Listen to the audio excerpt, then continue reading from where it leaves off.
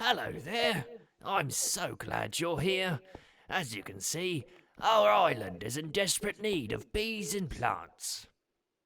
No one on this island has the parkour skills required to make it through the treacherous entrance to Honeycomb Hollow. A dear old friend of mine lives on Honeycomb Hollow and has all the knowledge you'll need to introduce the bees to this island. Follow me to Poppy Isle Docks. There should be a boat waiting for you.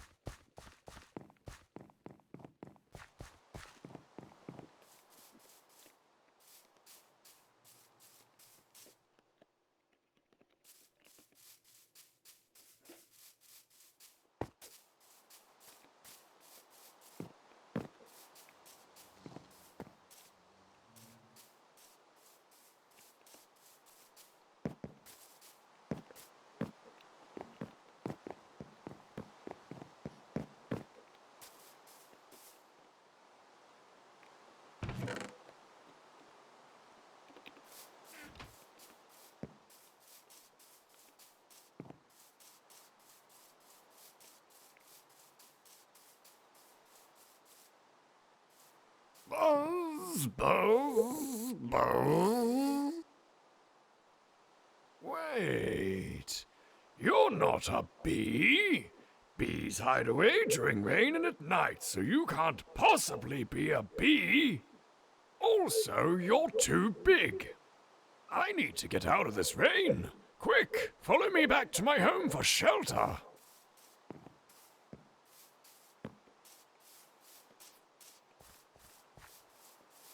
My wings are all wet. Now I can't use them until they dry off. Bees have the right idea. That's why you'll never find them outside if it's raining. If you're going to make it on this island, then you'll need to learn the way of the bee. Oh, it looks like the rain is stopping. Follow me. I want to show you something.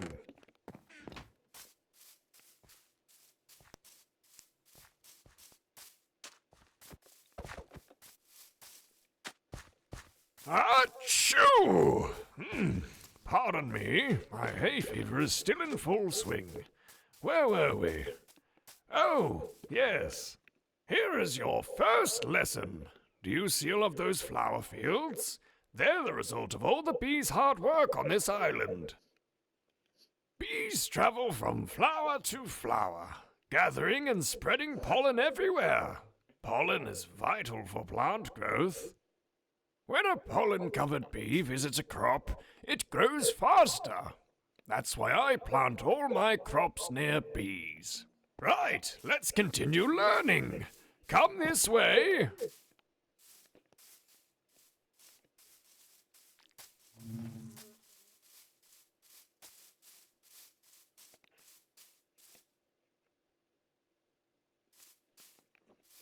Bees, like me, will only attack if they feel threatened, so don't do anything to cause alarm. You need to be very careful around bees, because if a bee stings you, it will die. Bees are attracted to flowers, so if you want a bee to follow you, just hold a flower near it. Keeping the bee population count high is vital for a healthy ecosystem. Bees love flowers so much that if you feed flowers to bees, they will breed and create even more bees.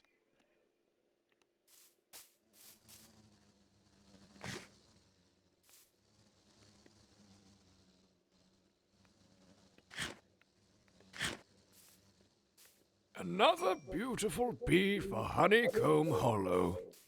I think we'll name it Buzz. I haven't used that name yet. Yes, Buzz will do just fine. You did a great job out there. Did you work up an appetite? I'm starving. Let's get something to eat.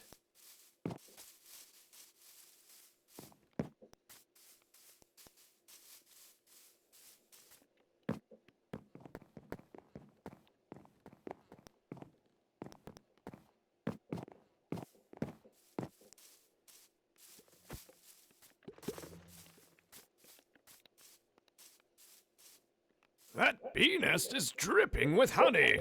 Now we know we can harvest from it. When a bee visits a flower, it gets covered in pollen. The bee will take pollen back to the nest and the honey level will increase. The first thing we need to do is place a lit campfire under the bee nest to pacify the bees inside. Take this campfire and try it for yourself. Great work! Now we can gather some honey. To gather honey from the nest, you'll need this glass bottle. You don't need to feel bad about gathering from the nest. They don't mind. As long as we help them, they will help us. Now, could you go gather us some honey? I'm starving. Honey always hits the spot. It's a great cure for hunger and an even better cure for poison. If you're poisoned, just eat some honey and it will take care of the rest. I'm a bit tired of it, though. I would give anything for some cake. Right, back to work. Come with me. I need your help with something.